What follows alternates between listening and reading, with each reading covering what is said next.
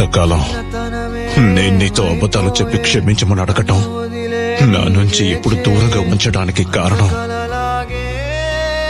నువ్వు క్షేమంగా ఉండాలని మాత్రమే. మొదటి నుంచే నీకు అన్ని ఓపెన్ గా చెప్పుండాల్సింది. పర్వాలేదు, ఇప్పటికైనా నీతో ఏది దాచకుండా నేను నిజాలు చెప్పేశాను.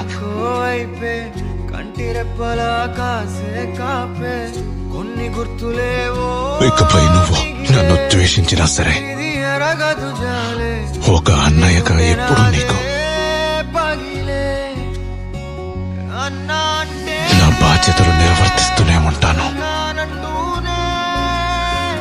చిన్నోడి కోసం నిలబడతావే అన్నా అంటేనే ఉన్నానంటూనే చిన్నోడి కోసం